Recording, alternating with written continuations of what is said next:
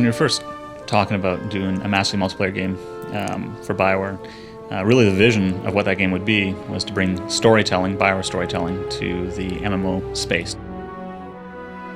Star Wars, I associate it very much with the incredible legacy of storytelling. It's like the myths of our age. People are still very familiar. Little kids know the story of Star Wars. They know all these elements. In the 30 years of Star Wars, we have developed countless stories across the movies, the TV shows, and the films, and the video games. Destroy the entire planet. The entire planet, Lord Malik. BioWare has a really strong background in developing strong characters and story, and so from the get-go, I think it was a really great collaboration between the two companies. And from our perspective, I think we gave BioWare a lot of latitude to kind of flesh out this universe. With the Old Republic, we're trying to capture those iconic moments from the movies. It's a huge thrill to be able to develop a game set in the Star Wars universe, much as we did with Knights of the Old Republic. The way we approach this is with reverence and respect. The Old Republic takes place 3,000 years before the rise of Darth Vader and the events of the modern movies, and about 300 years after the original Knights of the Old Republic. The Sith Empire has returned. There was a giant invasion. There was a war that lasted for decades that ended in a very shaky peace treaty. These are the events you get to see during the cinematics pieces. Now it's been a little bit more than a decade, and a new generation is coming up, and they're seeing that the peace is obviously not going to hold. And these new people, who the players are going to be taking care of, these are the next generation of heroes. It's a time period where there are thousands of Jedi and thousands of Sith, and they're fighting in a huge galactic war. There's still the traditional hallmarks of Star Wars storytelling. There's epic heroes, and there's great adventures, and there's lots of choice, impactful choice that you'll make throughout your adventure. We really felt that in order to do powerful BioWare-style storytelling, we had it to be personal and about the player. And the best way to do that was to have the story based around the class choice you made at the beginning. Are you going to be a bounty hunter? Are you going to be a Sith warrior? Are you going to be a Jedi Knight? You should have a completely different story depending upon that. As we've gone through various builds and betas, I miss characters that I've rolled, and I'm very disappointed that they're gone. And I want to be able to play them again. It's not just the story, the entertainment value, it's really an attachment to the character is what that story leads to. Wow, we're really meeting Mandalore. Oh, this is going to be incredible. LucasArts has provided a great deal of the voiceover work, the music work, the sound effects work, and that's been this absolutely awesome experience. Of course, there's a great deal of VO in this game. Being able to breathe life into these stories that BioWare has written with really talented actors and really talented voice directors has been a thrill. Criticism. Capture and imprisonment are inefficient procedures, Master. Consider adopting an all disintegrations policy. There are many different relationships in the Old Republic. On the one hand, you can have companion characters, and you can develop friendships, dislike, and everything in between with them as you adventure together. Moreover, you play with other people in this MMO. It's a social experience. You develop friendships online as you adventure together through a galaxy that's set thousands of years before the Star Wars movies.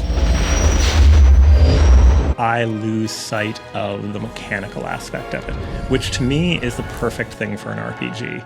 I'll lose myself in the stories, I'll lose myself in what's going on. I always find myself wanting to explore our enormous worlds and wander over a ridge and see how to get to the next new area.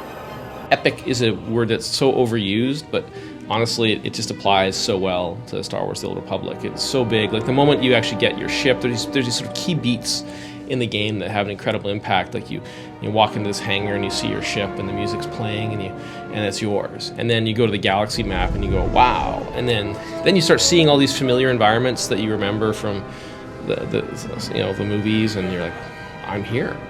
We want to make sure every time you go to a planet that you're getting kind of a new experience. From the art side, that was always something that if you'll hear me talk about color being important, right, I think that's something that is very evocative for a player. Is just that initial burst is that you're getting a new sense of color. The audio guys come in with sound, right? So those things that speak to you at a more emotional level, a deeper level, are things that we try to hit very first off. We started out with Corbin was our first world that we developed, and we worked hard to develop the look and feel of the game and how we wanted the art style not to look old after a while. So we kind of came up with this kind of stylized realism. Each piece of these worlds has been handcrafted. Every corner you go around has something new and interesting and something different. Star Wars: The Old Republic has come together amazingly well. I've been surprised multiple times over the course of the project.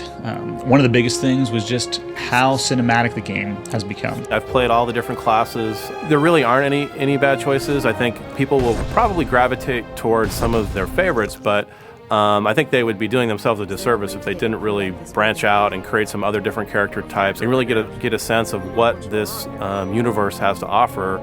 I hope when the game comes out and it starts to grow, we bring in people who haven't traditionally been fans of the MMOs, as well as the hardcore MMO fans. The people come in who love Star Wars, who love role-playing games, who just love the idea of being out there and having this great big adventure, and they say, hey, I can get into this. I understand this. I always wanted to have my own Star Wars trilogy, and now I do. I think the gamers will be excited about this being personal stories. Because of the way the game works, you can make choices. You can go light side or dark side. There is no black and white with Jedi and Sith in this era.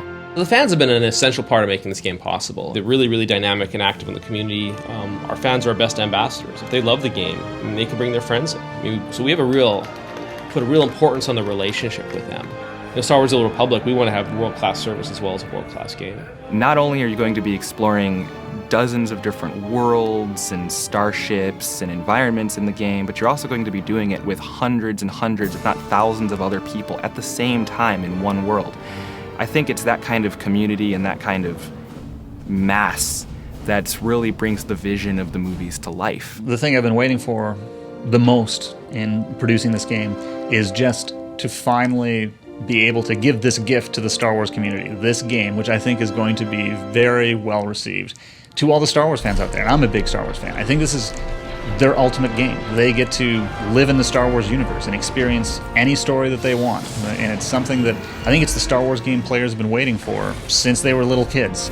The shipped content is only the beginning. As soon as you get in there and we go live, very soon you guys will get to hear about the new cool stuff coming just a little while after.